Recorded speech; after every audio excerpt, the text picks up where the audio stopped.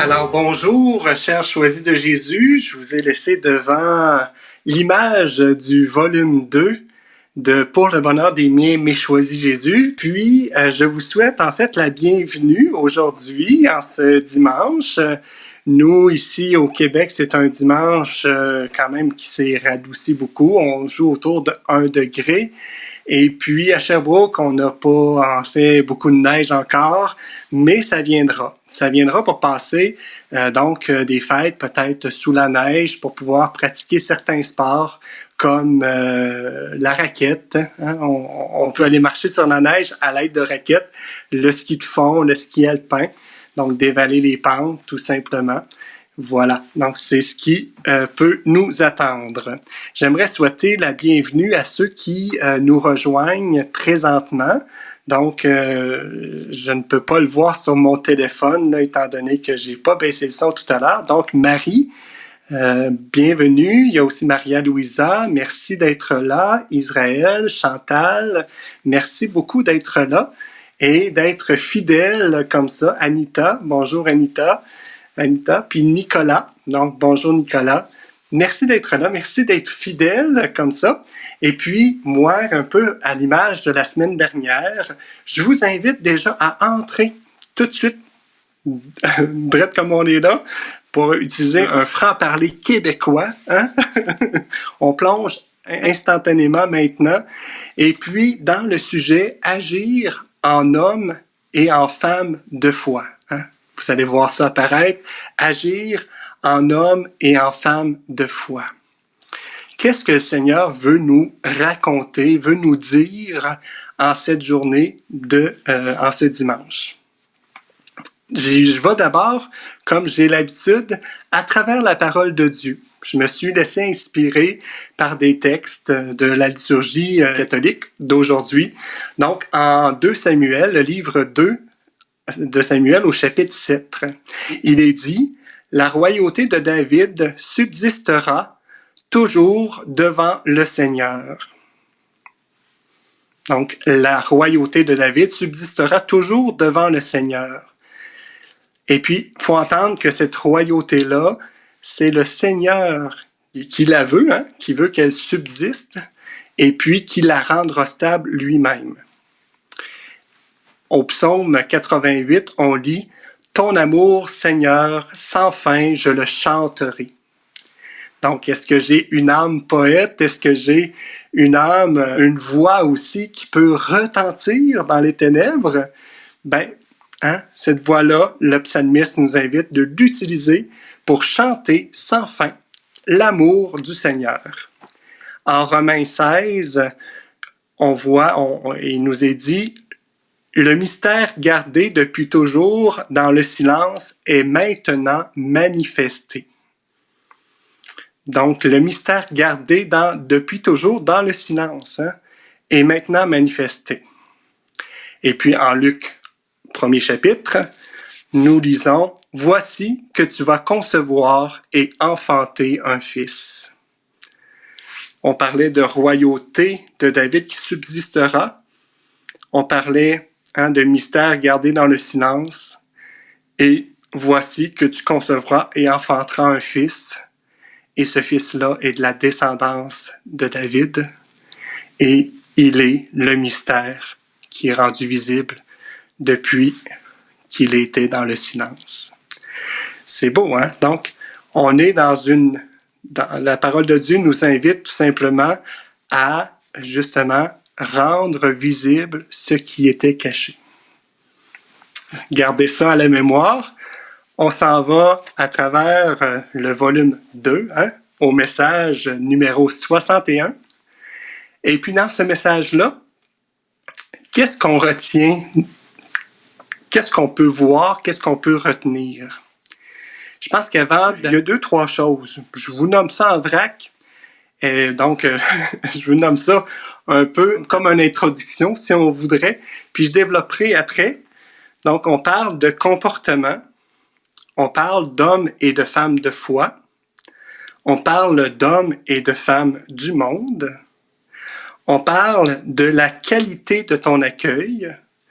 Et puis, on parle aussi de l'humilité comme voie qui conduit à l'amour.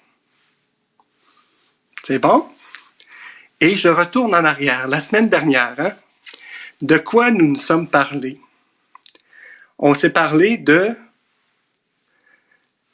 plusieurs choses, mais de deux choses importantes qui se reflètent dans le message 61 d'aujourd'hui.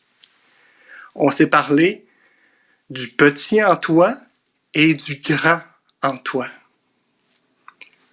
Aujourd'hui, on parle de quoi? De l'homme et la femme de foi et de l'homme et la femme du monde. On parle encore de deux choses qui habitent en toi.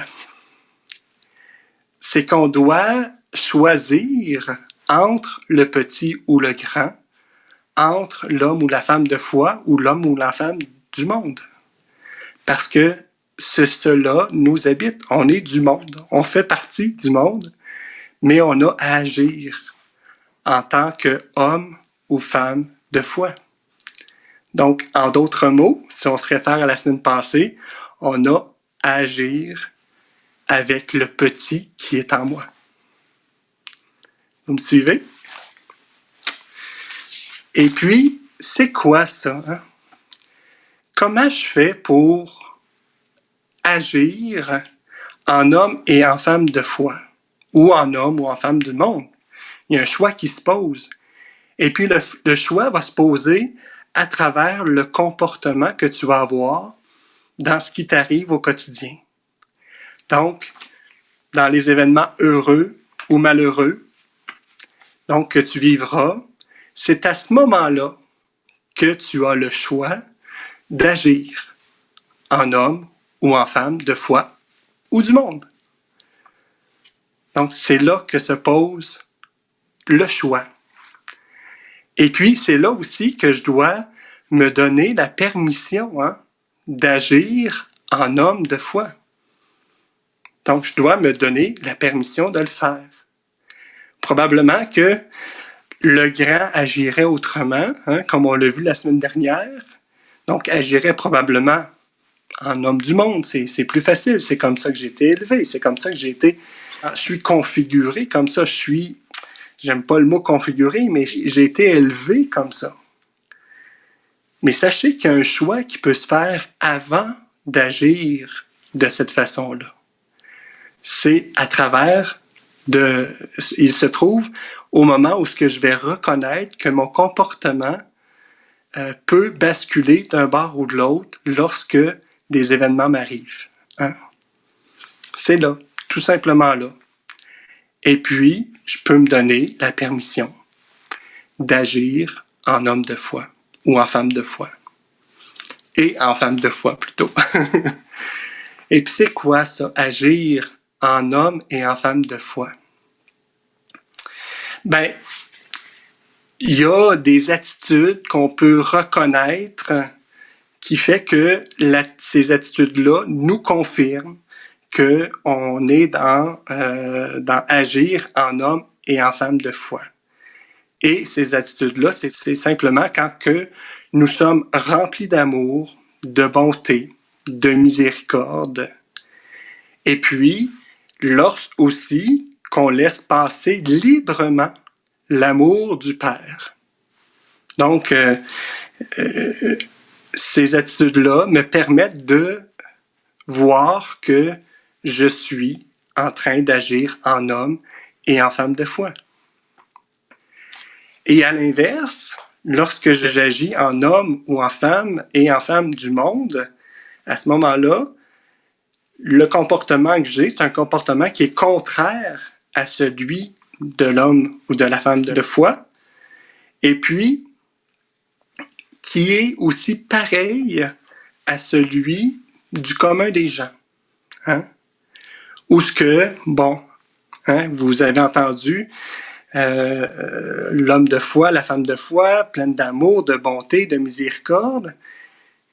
Eh bien, c'est un peu l'inverse, où ce qu'on n'est pas aussi plein d'amour envers l'autre, où ce qu'on va être tendance à vouloir dénoncer l'autre, à vouloir tout simplement être mauvais avec l'autre, ben à ce moment-là, il faudra qu'il y ait une petite cloche qui sonne en dedans de moi pour dire « Hey, qu'est-ce que je suis en train de faire? Est-ce que mon comportement est ajusté avec ce que je veux vivre? » Il faudra que cette petite cloche-là sonne pour me réveiller. Et même chose pour la bonté, la miséricorde. Ben, si je ne partage pas et puis si je tiens rancune, ben, ça me dit beaucoup sur si je suis dans du monde ou de la foi. Hein? Ça me le dit beaucoup. Ça me donne des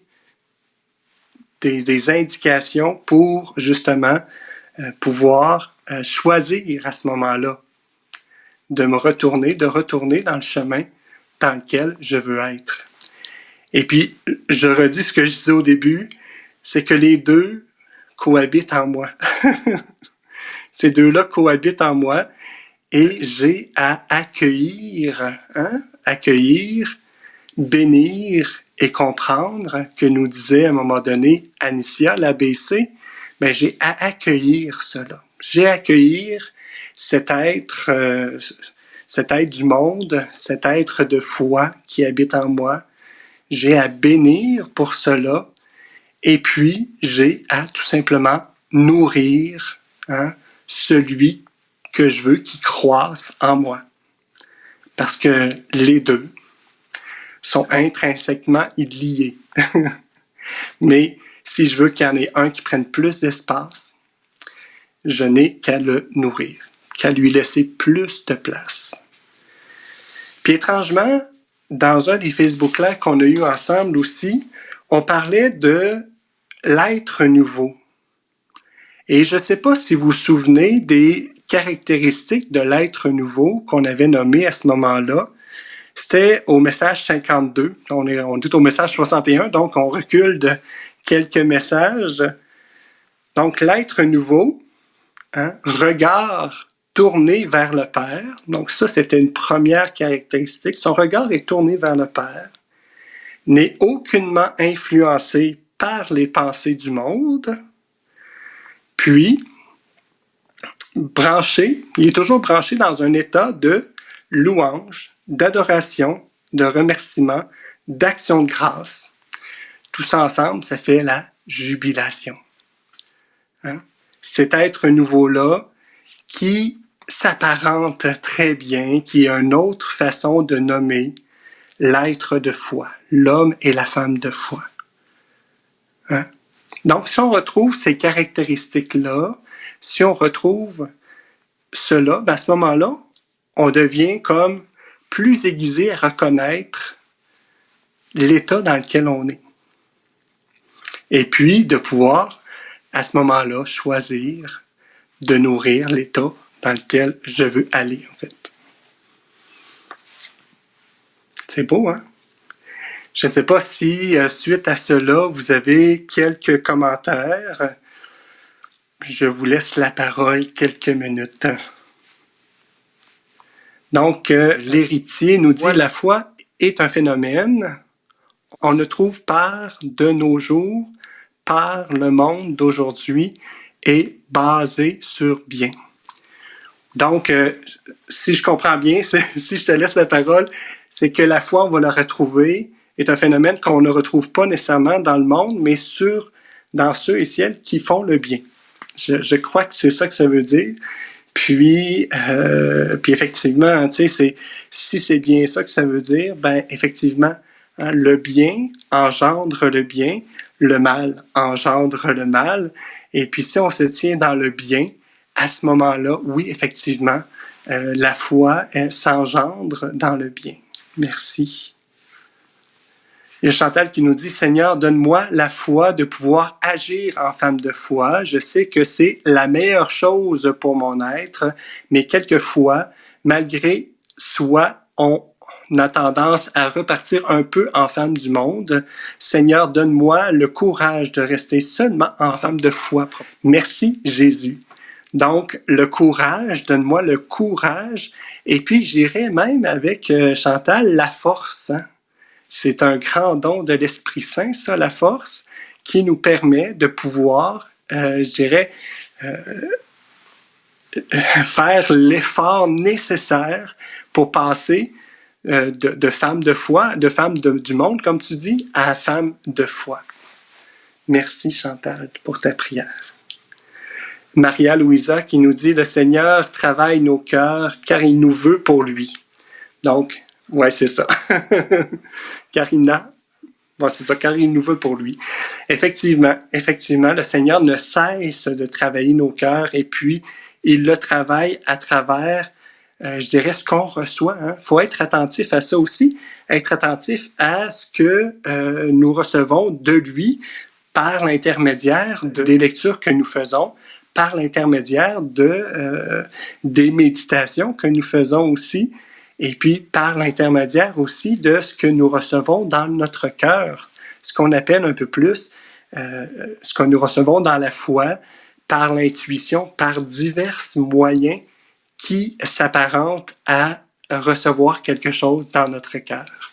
Donc, soyons attentifs à ça. Soyons attentifs à ce que le Seigneur met dans nos cœurs pour que nous puissions y répondre, tout simplement. Y répondre en femme, en homme de foi, en femme, en homme du monde.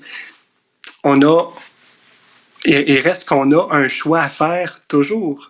Puis le choix le plus logique, c'est le choix qui va me garder en sécurité. Donc, si je veux être en sécurité, je dois ressembler à tout le monde. Puis, habituellement, le monde, c'est le monde, hein? C'est-à-dire que je vais agir à ce moment-là en homme, en femme du monde. Parce que c'est la protection, c'est la sécurité qui veut cela. Mais lorsque je découvre que ma sécurité est en Dieu, eh bien là, à ce moment-là, ça me donne tout ce que j'ai besoin pour agir en fonction de retrouver cette sécurité-là. Ma sécurité est en Dieu. Et deux petites choses en finissant, parce que je vous avais nommé deux autres petites choses. Donc, la qualité de ton accueil. Donc, cela est aussi donc un moyen de pouvoir discerner si j'agis, comment je vais agir. Tu sais, dépendant de comment j'accueille, me donne de pouvoir avoir un indice sur si j'agis en homme ou en femme de foi, et en homme et en femme du monde. Et puis, l'humilité, qui est la voie qui conduit à l'amour, l'humilité demeure aussi quelque chose qui me permet de pouvoir discerner si je suis ou non. Si je suis dans l'humilité, donc ça me permet de pouvoir le détecter. Fait que voilà.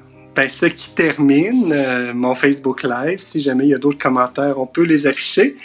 Ce qui termine mon Facebook Live. Et puis, comme vous l'avez su vendredi et les autres lives, Facebook Live d'avant aussi, nous faisons relâche pendant le temps des fêtes. Donc, on se retrouvera seulement dans la semaine du 4 janvier. Donc, on reprend le 4 janvier, si ma mémoire est bonne, le lundi, avec Guy Fromet de Rosnay.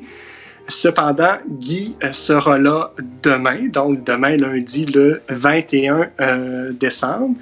Et puis, Guy vous parlera de l'Alliance nouvelle et éternelle. Donc, c'est ce qui va vous parler demain.